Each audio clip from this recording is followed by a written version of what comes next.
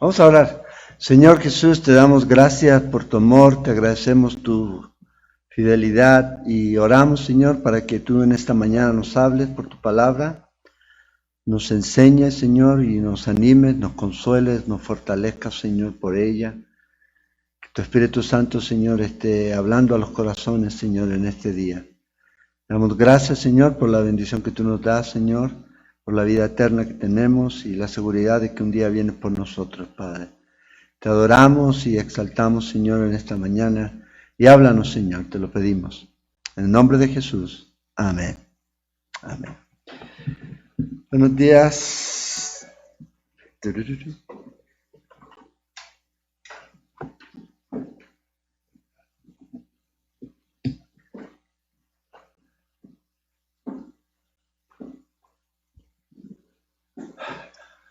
Damos gracias al Señor por este precioso día que Él nos da para poder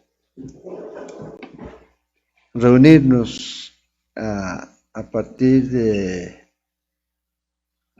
este formato, pero si Dios lo permite ya el próximo domingo ahí le vamos a dar la información y vamos a estar otra vez viéndonos en vivo y en directo. Entonces,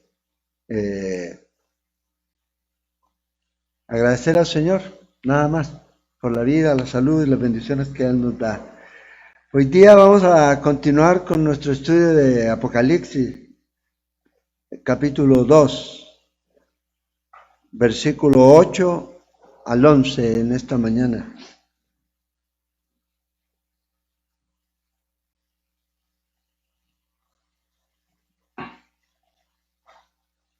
La iglesia de Esmirna.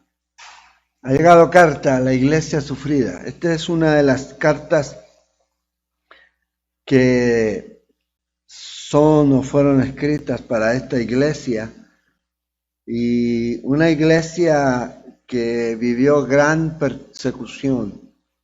Ya la historia de la iglesia nos habla de eso.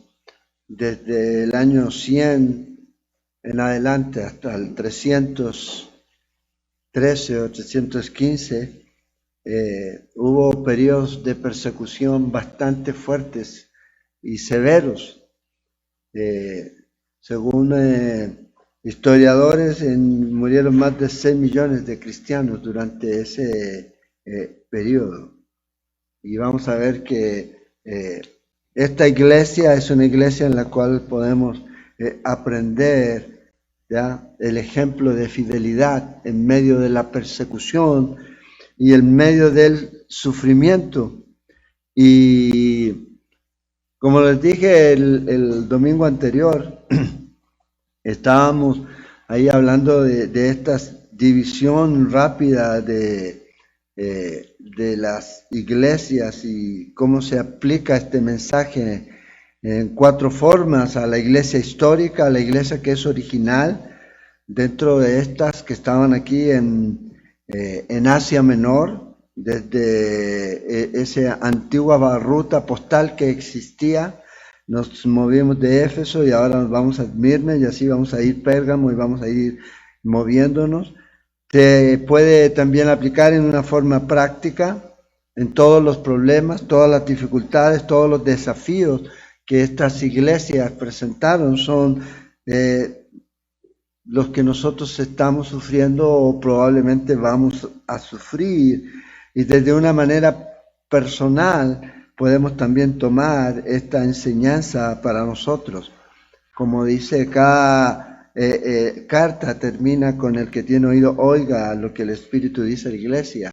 Depende de usted si quiere oír lo que el Señor tiene para decirle o le acaba de decir. Y también vemos este cumplimiento profético. Entonces, la iglesia comienza con una enseñanza acerca de Jesús, de quién es Jesús para ellos, porque cada iglesia va a ser exhortada, animada por el Señor Jesús de acuerdo a la situación en la que están. Y aquí vamos a ver que en esta porción el Señor se va a presentar como el postrero, el primero y el postrero, el que estuvo muerto y el que vive. Y es muy importante y muy relevante para esta iglesia, porque esto es una iglesia que va a estar experimentando el sufrimiento y va a estar experimentando la persecución y va a estar experimentando la muerte. Y cada una de estas enseñanzas va a llegar a las iglesias para que ellas la reciban. Y al recibirla ellos tienen que responder a esta enseñanza, a esta carta. Y lo mismo para nosotros. Nosotros tenemos que tomar esta carta y aplicarla a nuestra vida, lo que aplique a nosotros, responder a ella. Entonces aquí comienza esta carta, vamos a leer los versículos del 8 al 11 y luego vamos a ir desmenuzando poco a poco esta carta, que más bien para algunos, más que una carta, es una postal, que el Señor le envía a esta iglesia. Dice, y escribe al ángel de la iglesia en Esmirna. La palabra Esmirna o el nombre Esmirna significa mirra, vamos a ver eso. Y el primero y el postrero, el que estuvo muerto y vivió, dice esto: yo conozco tus obras y tu tribulación y tu pobreza, pero tú eres rico. Dice, la blasfemia de los que te dicen ser judíos y no lo son, sino sinagogas de Satanás. No temas en nada lo que vas a padecer. Aquí el diablo echará a alguno de vosotros en la cárcel para que seáis probados y tendréis tribulación por 10 días. Sé fiel hasta la muerte y yo te daré la corona de la vida. El que tiene oído, oiga lo que el Espíritu dice a la iglesia. El que venciere no sufrirá daño de la segunda muerte. Entonces comienza esta carta como la anterior, con la diferencia que está dirigida al ángel que está en la iglesia en Esmirna. Acuérdense, no es que la iglesia se llame Esmirna, pero está en esta ciudad ahí. Y esta carta que estamos leyendo y que hemos leído aquí es una de las 2 cartas que no tiene reprensión. Esmirna es una de ellas, la otra es Filadelfia. Y vemos aquí la diferencia entre la ciudad de Éfeso y Esmirna. No estaban muy distantes, vamos a ver eso, ¿ya? Pero a los ojos de Dios había una diferencia espiritualmente hablando aquí. Entonces, estos cristianos que estaban aquí en esta ciudad de Esmirna, en esta época en la que Juan estaba escribiendo, fueron parte de una gran persecución, pero permanecieron fieles delante de Dios. Así como la iglesia a través de la historia ha sido perseguida y ha tratado el enemigo de destruirla, ha permanecido fiel. Y durante los periodos más tremendos de persecución, más de 6 millones de cristianos murieron. Y si usted revisa hoy día las cantidades de cristianos que mueren, hoy día también es un número importante. Es en este tiempo. A lo mejor en este lado del continente o en este lado del mundo no lo vemos. Pero eso está ocurriendo. Y muchos cristianos están sufriendo persecución y son probados de manera fuerte, producto de estas persecuciones. Son llevados a un punto en donde están firmes en la gracia de Dios en medio de estas pruebas. Entonces Mirna está aquí ubicada a 64 kilómetros al noreste de la ciudad de Éfeso, en la costa oriental del mar Egeo, y era una ciudad antigua, una ciudad que se remonta al año 1000 antes de Cristo.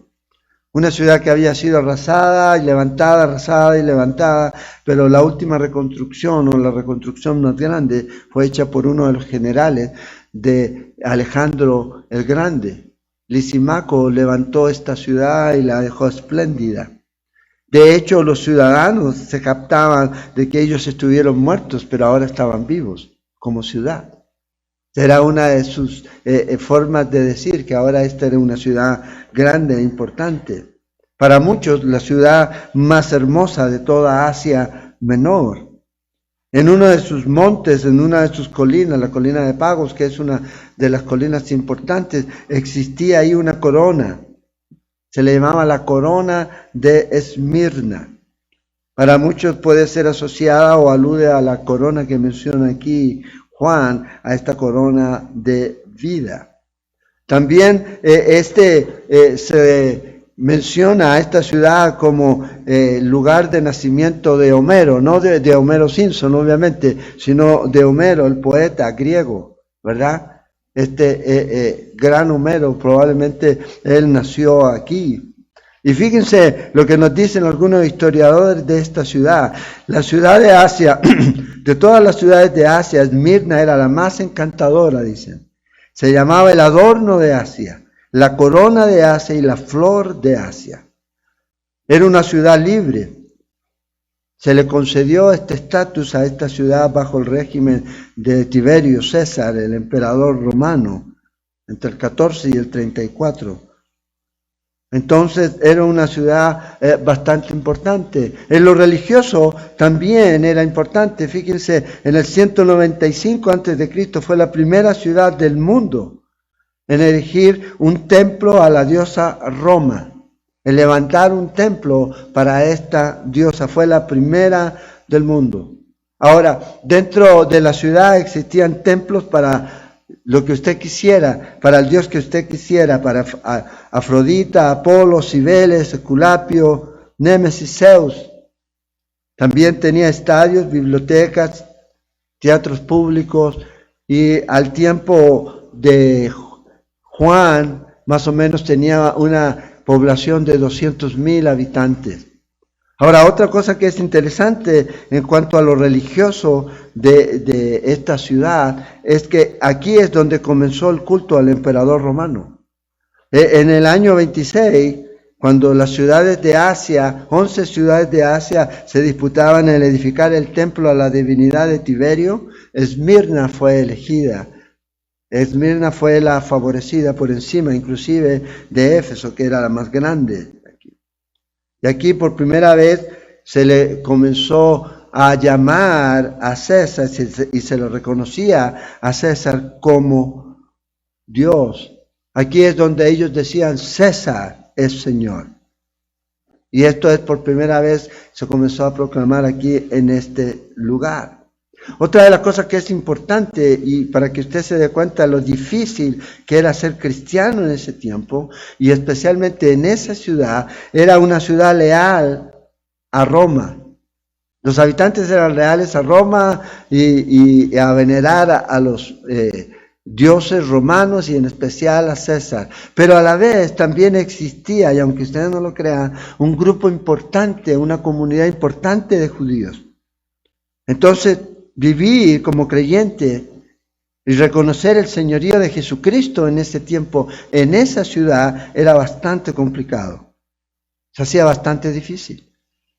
Y vamos a ver aquí que esta gente perseguía a los cristianos y los llevaba a tal punto de sufrimiento, aparte de que iban a morir, también los llevaban a la miseria para que murieran prácticamente de hambre. No tenían recursos. Hoy día esta ciudad permanece. ¿Qué dijimos de Éfeso? Éfeso no permanece. Esmirna todavía está en pie. Izmir se llama hoy. Es la tercera ciudad, una de las tres ciudades más importantes en lo que es Turquía hoy día.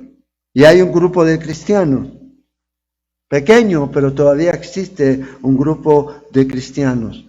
Y su nombre, Esmirna, viene del nombre de un árbol donde ellos obtenían un perfume, ya, mirra, el famoso árbol llamado mirra, que se usaba esta mirra para perfume, como dice el Salmo 45:8, o para embellecimiento de las mujeres, lo usaban como maquillaje, también para ungir sacerdotes, para embalsamar.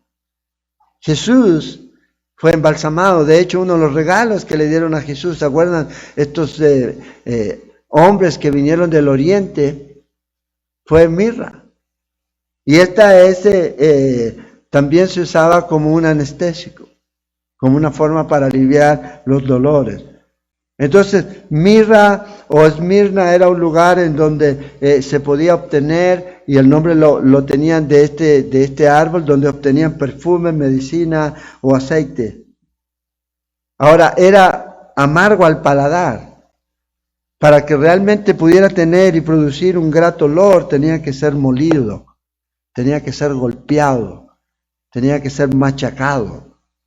Y aquí obviamente hay una connotación de que esta iglesia, entre más fue golpeada, entre más fue machacada, más fragancia de Cristo despidió.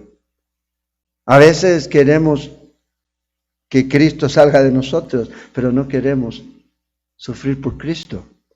No queremos vivir una vida en la cual mi vida esté dependiendo completamente de Él. Entonces, Esmirna es esta ciudad en donde Juan está escribiendo. ¿Quién comenzó esta iglesia? Probablemente el apóstol Pablo. En el libro de Hechos, en el capítulo 19, en los versículos 9 al 10, nos dice ahí que cuando Pablo se quedó en Éfeso por 3 años, o por el espacio de 2 años, dice que ellos llevaron el evangelio a toda Asia. Y todos oyeron la palabra de Jesús. Fue Pablo o probablemente algunos de estos discípulos de Pablo que llevaron este evangelio y llevaron la predicación, llevaron el mensaje a este lugar, aquí a Esmirna. Entonces, se quitó el candelero de la iglesia de Éfeso, pero aquí vamos a ver que esta es una iglesia que todavía existe hasta el día de hoy. Tiene un firme y fiel testimonio de Cristo. A pesar de que estaban cerca como ciudades, estaban obviamente muy lejos en la condición espiritual, tanto Éfeso como Esmirna. Éfeso dejó su primer amor. Y aquí vemos el testimonio de Esmirna, que todavía está en pie. La frialdad del corazón en la iglesia de Éfeso fue el principio del fin de Éfeso, pero no de esta ciudad.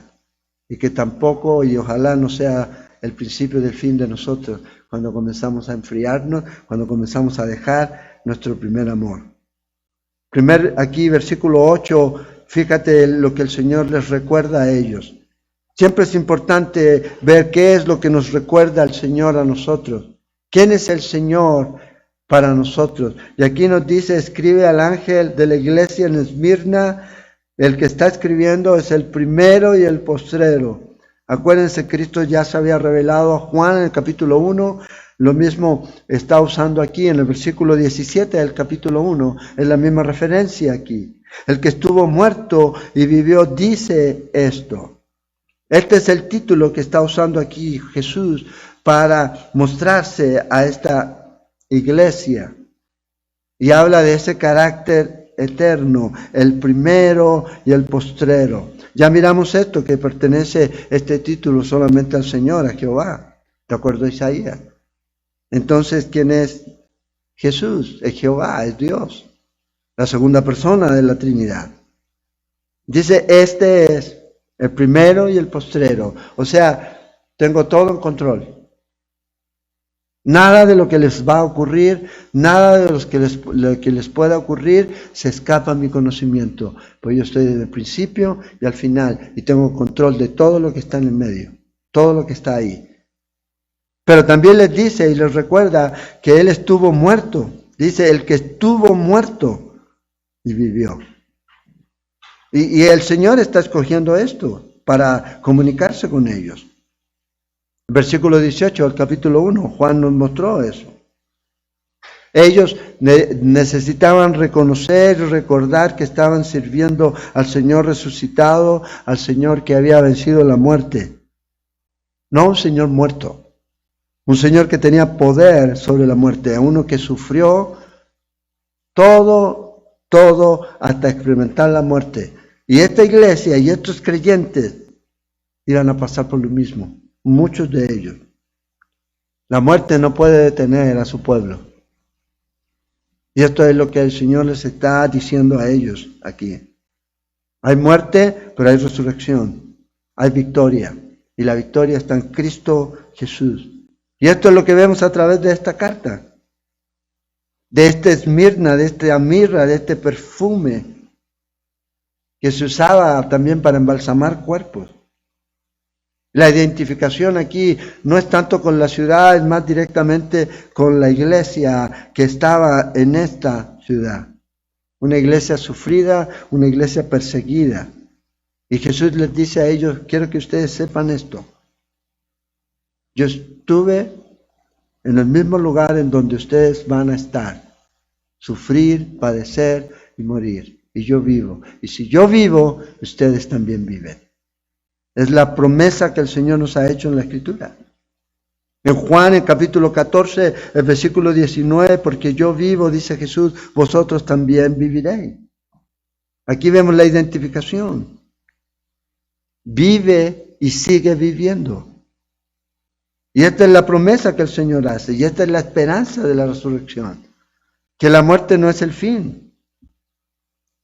Y el único que ha vencido la muerte nos dice que esa es la esperanza que nos da. Este es el Cristo, la esperanza de vida eterna. ¿Y por qué les da esto a ellos? Fíjense lo que dice el versículo 9. Les recuerda, una cosa es lo que Jesús les quiere decir a ellos y otra cosa también es lo que Jesús les va a decir sobre lo que Él sabe de ellos. ¿Quién es Jesús? Y acuérdate, Él sabe quiénes somos nosotros. Y otra vez nos dice, yo conozco tus obras. La idea aquí es que el Señor conoce tanto lo bueno como lo malo que va a pasar el creyente. Él lo conoce. Y esa es la confianza que nosotros tenemos. Cada cosa que usted hace, cada acto de amor, cada acto de bondad, de servicio que surge de su vida, Él lo conoce. Y Él reconoce su servicio. Jesús reconoce las obras que usted y yo hacemos para Él. No pasan desapercibidas. Jesús se los dijo a los discípulos y a los fariseos. Él les dice, ustedes no sean como estos fariseos, que hacen las cosas para ser vistos por los hombres. Ustedes no hagan eso. Usted haga las cosas para Dios y sepan. Y aquí Juan está diciendo, Él conoce tus obras. Lo mismo le dijo a Éfeso, Él conoce nuestras obras y Él nos va a recompensar en su tiempo. Pero también nos dice aquí que no solamente conoce lo bueno que tú puedes hacer, sino también conoce lo que estás sufriendo. Y hace uno contigo. Dice, y también dice, y tu tribulación. Aquí. Ahora, derechamente y en forma concreta no sabemos en qué magnitud llegaron estos creyentes a sufrir. Pero de que fue una iglesia perseguida, fue perseguida. Y Juan aquí nos dice que los judíos la persiguieron. Además, los romanos también la persiguieron. Entonces, el ser creyente era algo complicado en ese tiempo. El imperio lo perseguía, los religiosos judíos lo perseguían, aquellos que se llamaban judíos y que no lo eran, dice Juan aquí. Entonces vivió, esta iglesia representa la historia del tiempo de la iglesia, de la historia de la iglesia, donde la iglesia fue más perseguida, hasta que Constantino tuvo esa visión y dijo, no sigan más la iglesia porque yo soy cristiano. Y comenzó una decadencia en la iglesia. Millones de cristianos fueron martirizados antes de eso aquí. Entonces, lo primero que nosotros necesitamos entender es que Jesús sabe tanto lo bueno como lo malo, lo que sufrimos y lo que no sufrimos. Y eso también es importante para nosotros, que la iglesia de Cristo debe ser consciente de que va a haber tribulación y que en ocasiones vamos a sufrir por la causa de Cristo Jesús. Y aquí este es el contexto de estas tribulaciones. Aquí no está hablando, ay, que me duele la cabeza, qué tribulación, ay, que me duele la espalda, ay, que tengo cáncer, ay, que tengo esto. No está hablando de ese tipo de tribulación. Está hablando de ser atribulado por causa del testimonio de Cristo Jesús. De eso está hablando aquí. De ese tipo de tribulación. Lo demás puede ser tribulación y puede ser doloroso y triste, pero una cosa es sufrir por Cristo Jesús, es totalmente diferente. Y a esto se está refiriendo aquí. Uno de los líderes de esta iglesia, el apóstol que fue nombrado, dice Ireneo, por Juan, a este Policarpo, fue muerto aquí, en el 156 después de Cristo. Y fíjense, en un relato muy breve, un resumen del relato, hay un libro que se llama Los Mártires, de John Foxe. Es bueno que los cristianos lo lean cada cierto tiempo. Yo siempre lo estoy hojeando todo el tiempo, para tener claro qué es lo que sufrieron los cristianos. Acuérdense, la semilla de los cristianos está marcada y regada por la sangre de ellos, por su muerte. Y hoy día vemos el testimonio. Este hombre, ya un hombre mayor, fue detenido y fue llevado para ser ajusticiado. Pero antes de ser ajusticiado, antes de ser muerto, se le pide a este hombre que reniegue de su fe. Se le da la oportunidad. Le dicen, echa un poquito de incienso aquí y di que César es el Señor y te vas para la casa. Es todo lo que tienes que hacer. Esta era la presión que llevaba este hombre. Él dijo que no lo iba a hacer. Y nos dice el historiador que cuando este hombre entró ahí al estadio donde estaba lleno, fue un sábado. Vea lo interesante, nos dicen los relatos que estaba lleno de judíos en un sabbat. Se brincaron el sabbat por solamente ir a ver morir a los cristianos ese día. Increíble. Por eso dice el Señor que se llaman judíos, pero no lo son sinagogas de Satanás. Y no es algo que nosotros tenemos contra los judíos, es la historia. Ellos han perseguido el cristianismo, persiguieron el cristianismo desde el inicio. Desde el inicio. Ahora, fíjense, dice que el historiador que cuando este hombre mayor, ¿ya?, pasado los 90, probablemente, iba entrando ahí, se escuchó una fuerte voz del cielo que decía, sé fuerte, Policarpo, y actúa como un hombre. ¡Pum! Entró a ese lugar y se le pide que reniegue de su fe, que reniegue de Cristo. Y él dice esto: 86 años he servido al Señor y jamás me ha hecho daño. ¿Cómo entonces podría yo blasfemar de mi Rey y Señor? Imagínate, 86 años siguiendo al Señor. ¿Cuántos años tenía? Ya era un anciano. Entonces el cónsul le dice que tengo ahí fieras para echarse a ti si no te retractas, y él le dice, tráiganlas, porque el arrepentirse de lo mejor a lo peor es un cambio que no nos es permitido, pero es noble el cambiar de lo perverso a lo justo. No se amedrentó. Entonces este hombre, el cónsul le dice, entonces voy a hacerte arder en fuego. Como desprecias a las fieras, te voy a meter y te voy a quemar si no te arrepientes. Policarpo le dice a este hombre, tú me amenazas con fuego, que arde un rato y después se apaga, pero no sabes nada del fuego del juicio futuro y del castigo eterno que está reservado a los impíos. ¿Por qué te demoras? Haz lo que quieras. Este hombre, 86 años. Lo iban a atar y dice, no me claven, no me aten, porque estoy dispuesto, dice. Él me ha concedido que pudiera resistir el fuego, también me concederá que pueda permanecer inmóvil en la hoguera sin tener que ser sujetado por los clavos. Solo lo amarraron, no lo clavaron. Lo ataron y se prendió el fuego. Ok. Bueno, después de un break que tuvimos, un impasse, vamos a seguir. Me escuchan, no me van a ver probablemente. Bueno, no es mucho lo que se pierde, pero... Y yo les estaba contando sobre el Policarpo y cómo él murió y oró al Señor y dio gracias al Señor.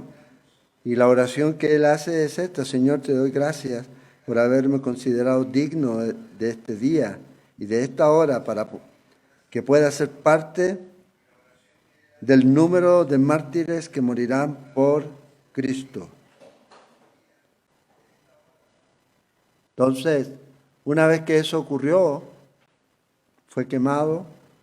Nos dice el historiador que la historia que el fuego no lo tocó, fue traspasado con una lanza, salió sangre de él, se apagó el fuego y cumplió su propósito al morir. Tenía que ser mártir, él había ya tenido un sueño, que él iba a ser quemado. Ahora, este es este martirio de Policarpo es la primera narrativa que tenemos después de la de Esteban en el libro de Hechos. Una vez que murió él, murieron otros 1500 cristianos y luego otros 800 cristianos fueron muertos. Entonces, el testimonio de esta iglesia quedó sellado con sangre de su propio pastor, el que estaba liderando esta iglesia. Y hasta el día de hoy, usted habla y escucha acerca de este hombre, Policarpo, que murió por el testimonio de Cristo Jesús. Una historia impresionante, una historia conmovedora, impactante, pero que él no hubiera podido lograr si el Señor no hubiera estado con él en ese tiempo. Muchos cristianos murieron, muchos. En el libro de Hebreos, el capítulo 11, en versículos 34 al 38, nos narra ahí cómo ellos murieron antes y durante ese tiempo, por el testimonio de Cristo, apedreados, aserrados, muertos a filo de espada, en el potro, eran envueltos en pieles y tirados a la arena para que los toros los golpearan hasta que los despedazaran. Esa era la forma en que los mataban. Fíjate, dice aquí que el Señor conoce nuestras tribulaciones. La idea de tribulación es una presión, es una angustia, es una carga, es una persecución, es una aflicción. Y esto es lo que ellos vivieron. Prueba o tribulación tiene un resultado en la vida del cristiano. En el libro de Santiago, en el capítulo 1, versículo 2 al 4, dice: hermanos míos, tened por sumo gozo cuando os halléis en diversas pruebas, sabiendo que la prueba de vuestra fe produce paciencia, mas tenga la paciencia su obra completa, para que seáis perfectos y cabales sin que os falte cosa alguna. Pero también nos dice aquí que Dios nunca olvida las tribulaciones de sus hijos y también no olvida de su pobreza. ¿Ya? La palabra aquí, pobreza, tiene la idea de no tener absolutamente nada. Esa es la perspectiva del mundo, pero desde la perspectiva de Dios dice que tú eres rico. O sea, es una pobreza aparente. La razón del por qué estos cristianos comenzaron a ser pobres, a empobrecerse, si eran esclavos de por sí eran pobres, pero aquí también habían personas que a lo mejor sí tenían cierta situación. Aquellos que abrazaban el cristianismo, el gobierno venía y les quitaba las propiedades, les quitaba sus riquezas y entonces obviamente se convertían en pobres. Pero su pobreza era material. Había también una recompensa, que el que delataba a un cristiano se le daba el 10% de la venta de la propiedad que se remataba, donde vivía un cristiano. Entonces, muchos de estos hombres y mujeres perdían todo. El tener un negocio ya nadie le compraba. Y llegaban las turbas y les quemaban los negocios, les quemaban las casas. Entonces tenían que vivir como nómadas, errantes. Entonces, aquí, fíjate, Juan está diciendo que el Señor sabe que son pobres, que no tienen nada, pero en realidad el Señor reconoce que son ricos en Él. Y ahí es donde está la diferencia. La vida no depende de la cantidad de bienes que nosotros podamos poseer, sino lo grande que es Jesús en nosotros. Ahí es donde se hace totalmente la diferencia. Una vez Jesús nos recuerda de la riqueza económica, en realidad muchas veces sirve de estorbo. No es que sea mala, no es que sea mala, pero a veces el problema con la riqueza es que te tiene. Tú no tienes la riqueza te tiene a ti. Y es más difícil, dice, entrar al reino de los cielos. Entonces vea la estimación que tiene el Señor de nosotros. Muchas veces es más grande que la estimación que nosotros mismos tenemos de nosotros. Nos dice que somos ricos en Él, en las cosas que Él nos ha dado. Entonces, no hay nada malo en tener dinero. El problema es cuando el dinero te tiene a ti, cuando las cosas te controlan a ti y tu corazón y todo lo demás gira en torno a lo que tú tienes. Riquezas materiales que son mantenidas y que son veneradas a expensas de las verdaderas riquezas espirituales. Y la gente a veces deja por completo de seguir a Cristo. Se cuenta un relato en los días de la gloria del renacimiento papal, que un hombre iba caminando con el Papa y se maravilló del esplendor y las riquezas del Vaticano. Entonces el Papa le dice: ya no tenemos que decir lo que Pedro dijo al hombre paralítico: no tengo oro ni plata. A lo que el hombre que lo acompañaba respondió: pero tampoco puedes decir levántate y anda. Entonces a veces nosotros estamos viendo solamente que la riqueza es lo importante, es lo espiritual, es donde sembramos. Eso es lo que realmente cuenta. Usted no puede medirse por la riqueza por su cuenta bancaria. Eso no es verdadera medida de riqueza. La verdadera medida de riqueza es la que usted acumula y guarda en los cielos. Mateo capítulo 6, versículos 19 al 20 nos dice: no os hagáis tesoros en la tierra, donde la polilla y el orín corrompen, y donde ladrones minan y hurtan, sino haceos tesoros en el cielo. La iglesia de Esmirna era una pobre iglesia rica, pero la iglesia de la Odisea era una pobre, rica iglesia. Y hoy día hay muchas así. Hoy día hay muchas iglesias que realmente son pobres ante los ojos de Dios. Son ricas ante los ojos de los hombres.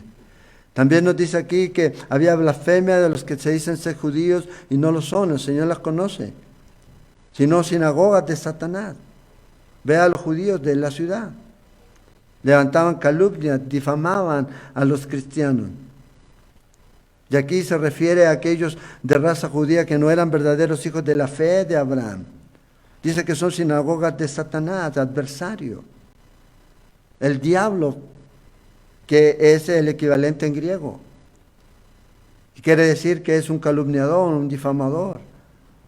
Y ellos se reunían, o sea, el propósito de estas reuniones, de estos hombres que se reunían en estas sinagogas, era para obstruir, para detener, para oponerse al trabajo y a la obra de Dios, al mover de Dios. Estos judíos se creían espirituales y se decían hijos de Abraham. ¿Qué les dijo el Señor en Juan, en capítulo 8, en versículos 39 al 44? El Señor Jesús les dice, ellos le dicen: nosotros somos hijos de Abraham. Jesús les dijo: si fueses hijos de Abraham, la obra de Abraham harían. Pero procuran matarme. Procuran matarme. Vosotros más bien, dice, hacen las obras de vuestro padre. Entonces ellos dicen: nosotros no somos nacidos de fornicación, padre tenemos. Jesús entonces dijo: si vuestro padre fuese Dios, ciertamente me amaría, porque yo he salido y he venido de Él. Pues no he venido de mí mismo, sino que Él me envió. Ellos no entendían. Y Él le dice: ¿saben qué? Ustedes son realmente, el verso 44, su padre es el diablo y los deseos de vuestro padre quieren hacer. El que ha sido homicida desde el principio no ha permanecido en la verdad, porque no hay verdad en él, dice. Entonces, ahora, fíjense, muchas de estas persecuciones de la primera iglesia vino de los judíos. Y ese es simplemente un hecho de la historia. Nada más. Aún así, Dios va a tratar con ellos en su tiempo. Pero en este tiempo, ellos fueron perseguidores de los cristianos. Y llevaban a los cristianos, donde Pablo llegaba, ellos llegaban ahí a confundir, ellos llegaban a destruir, ellos estaban ahí constantemente.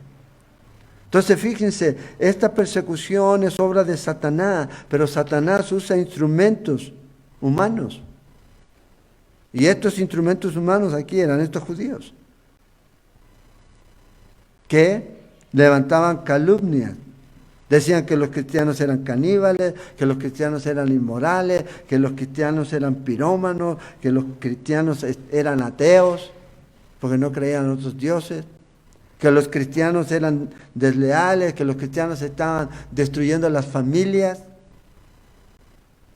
Estas eran las calumnias que estos hombres levantaban. Y por eso aquí Juan, en el versículo 10, se levanta y les dice a ellos estas palabras del Señor. Dice, no temas en nada lo que vas a padecer. No debes temer. Literalmente le dice, deja de tener miedo. Los cristianos de Esmirna fueron perseguidos, sufrieron persecución. Y ellos tenían miedo. Y el Señor los anima aquí. Y la idea de este miedo es este temor para paralizar o hacer huir a la gente. Les dice aquí, no tengan este tipo de miedo, sino que ustedes más bien confíen en Él. Jesús sabe los momentos difíciles que la iglesia, que los creyentes van a pasar.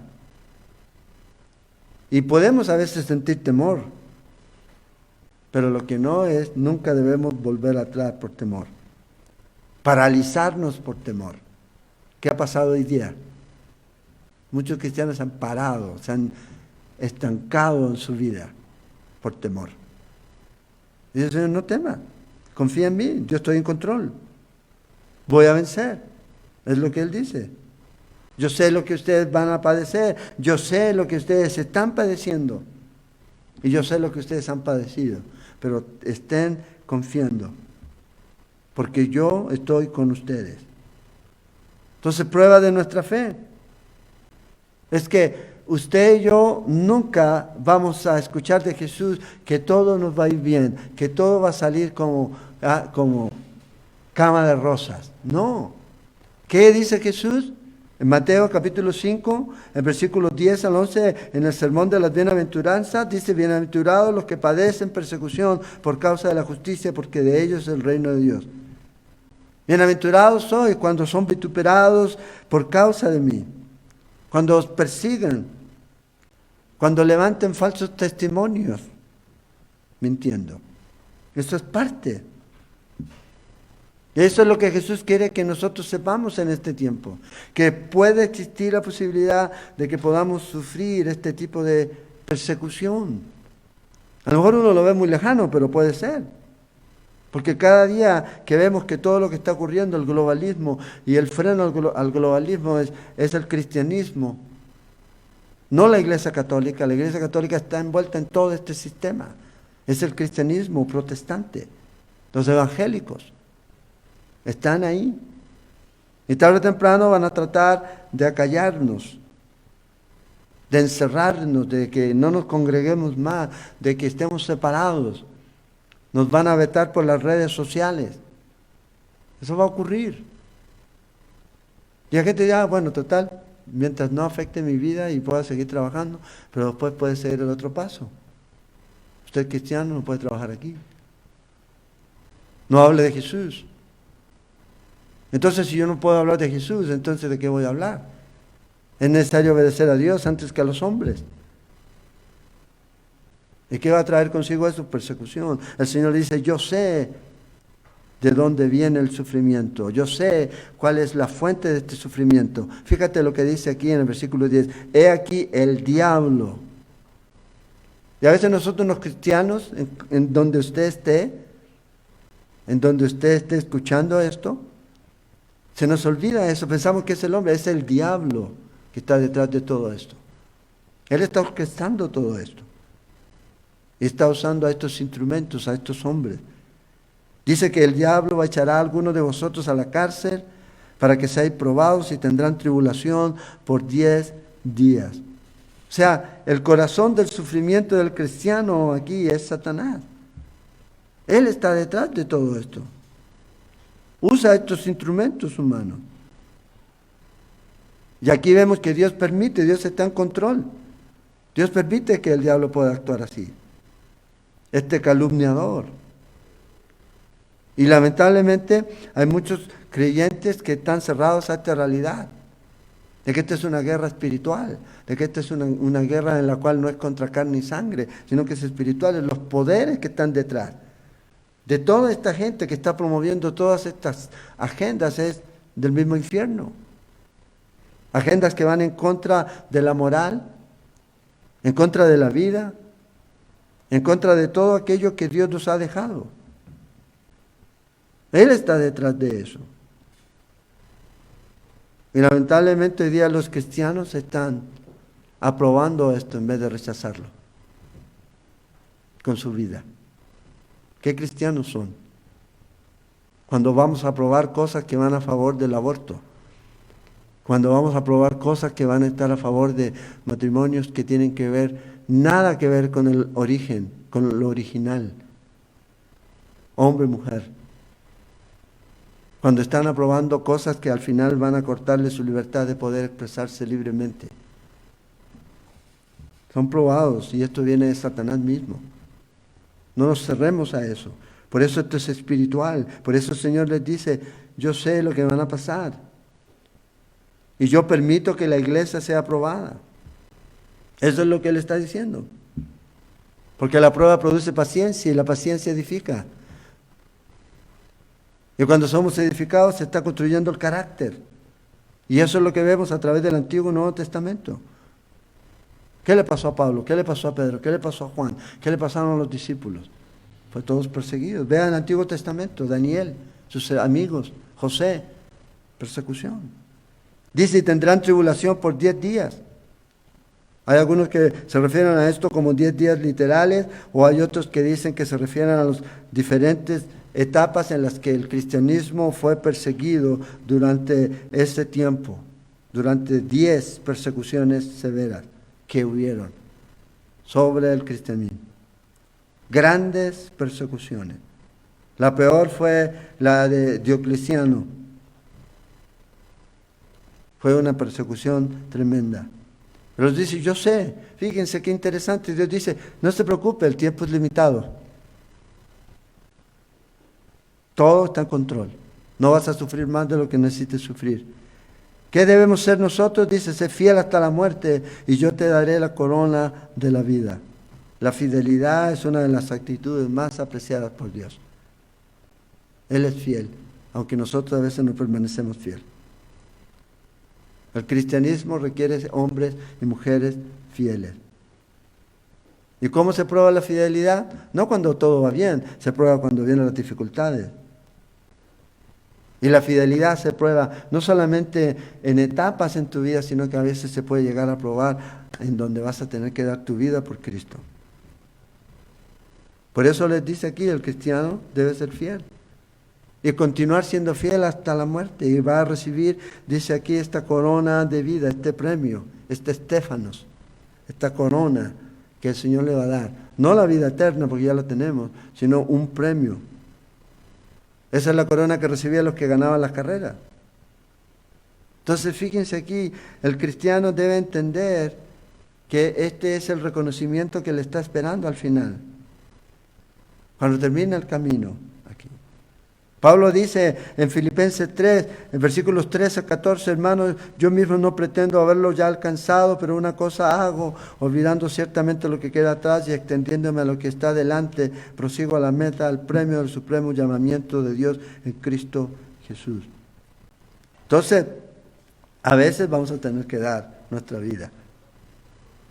No quiere decir que siempre va a ocurrir así, con todos los cristianos. Pero el punto aquí es importante. A veces, sí, yo estoy dispuesto a morir por Cristo. Comienza viviendo por Él. Y para Él. Ahí comienza. En fidelidad, en obediencia, en servicio.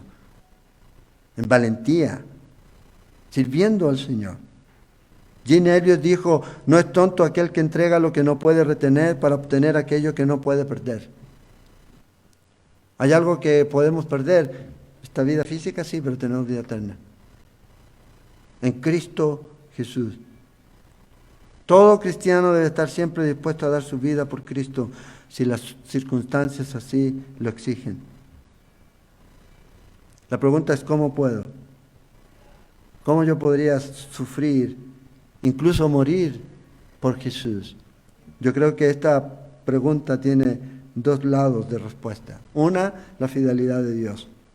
Segunda de Timoteo dice en versículo 13 del capítulo 2, si fuéramos fieles, Él permanece fiel. Él no puede negarse a sí mismo. Un lado, Él va a permanecer fiel. El otro lado es lo que Jesús dice en Juan capítulo 5, en el capítulo 15, separados de mí nada podéis hacer.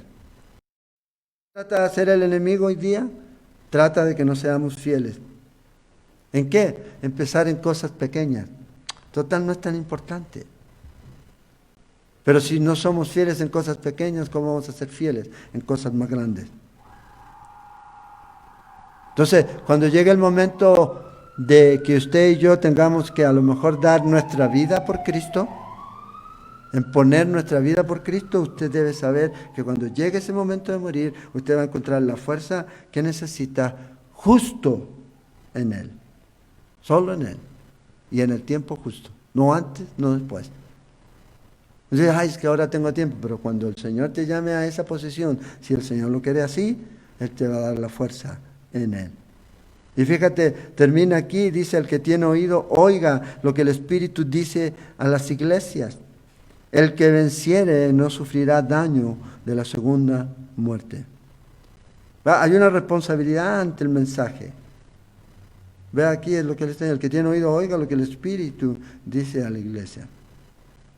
Entonces, Jesús nos recuerda que la fe en Él no es una moda pasajera. No es que ahora soy cristiano y mañana no. No es una emoción, ay, ahora sí me siento. No, aquí debe notarse que habla de esta realidad en nuestro diario vivir hasta el final. Fíjate, dice que el que tiene oído oiga lo que el Espíritu dice a la iglesia, el que venciere. O sea, usted debe ser constante en esto. Llegar al final, he peleado la carrera, he corrido la carrera, he peleado la batalla, he guardado la fe, ahora me espera la corona de vida, dijo Pablo.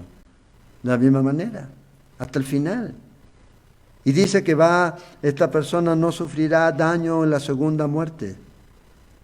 Entonces aquí Jesús otra vez hace referencia a sus promesas, la salvación que Él nos ha dado. Cristo venció la muerte para que nosotros pudiéramos disfrutar la vida eterna, plena y abundante. La segunda muerte aquí se refiere a la muerte eterna. No es la única vez que se habla aquí de la segunda muerte. En el capítulo 20, versículo 6 de Apocalipsis, y en el capítulo 21, versículo 8 de Apocalipsis, también habla de la segunda muerte. Y la muerte tiene que ver con esa separación eterna de Dios. Se ha dicho, si naces una vez, morirás 2 veces. Pero si naces 2 veces, solo morirás una vez. Solo una vez. Nacer por Cristo, en Cristo Jesús. Y no va a afectarnos la segunda muerte. Hay una promesa de Dios. Porque Él pagó el precio. Él pagó el precio.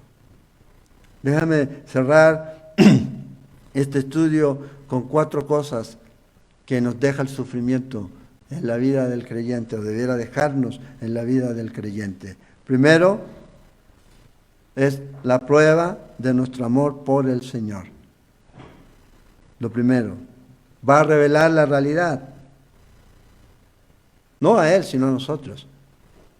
Es lo que va a revelar. La realidad de nuestra relación con Él. Cuando sufrimos, cuando padecemos, cuando estamos siendo perseguidos, es donde realmente aprendemos dónde estamos en nuestra fe. Cuán comprometidos estamos con Él. Es ahí. Porque cuando todo está bien uno va, pero cuando ya tienes problemas, cuando ya viene una persecución por causa de Cristo, o cuando ya tienes una enfermedad, o cuando ya pierdes el trabajo, o cuando tienes problemas económicos, entonces ahí es donde el asunto va a mostrar realmente dónde estamos parados. Y aquí es lo primero. Aquí. ¿Cuándo alabamos al Señor? Cuando todo nos va bien. ¿Cuándo empezamos a murmurar? Ay, pero ¿por qué, Señor, esto?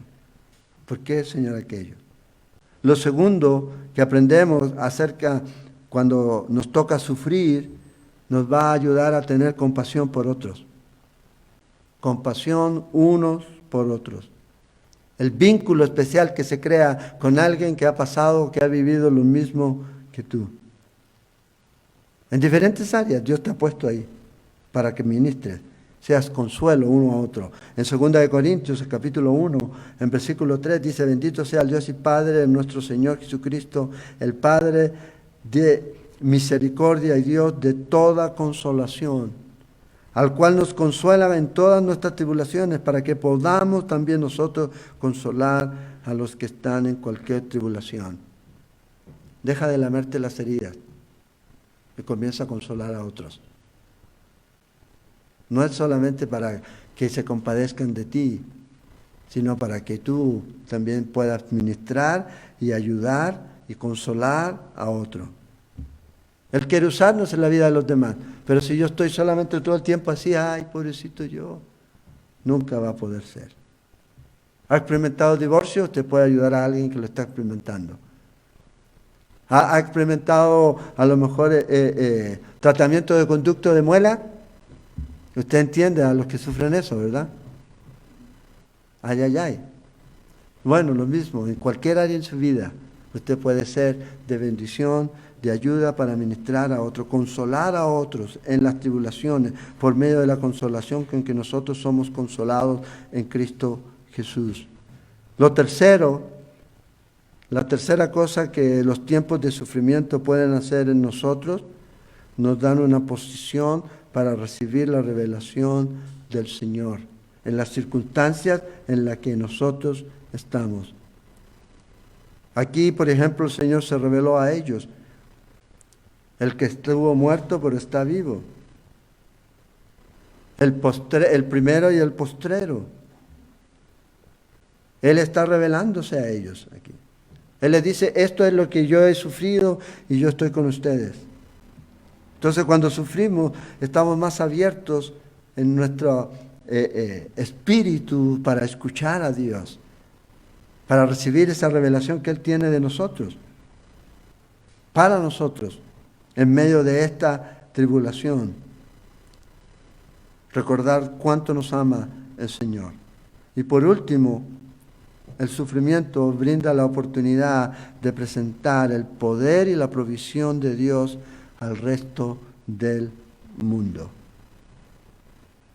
Una persona escribió esto: la forma en que tú y yo manejamos nuestras grandes y pequeñas pruebas hace que el mundo se detenga en sus frenéticas y precipitadas persecuciones.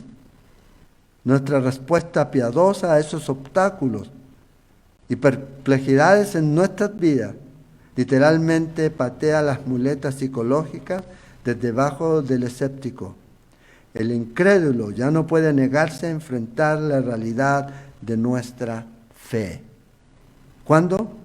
Cuando nosotros pasamos las pruebas piadosamente.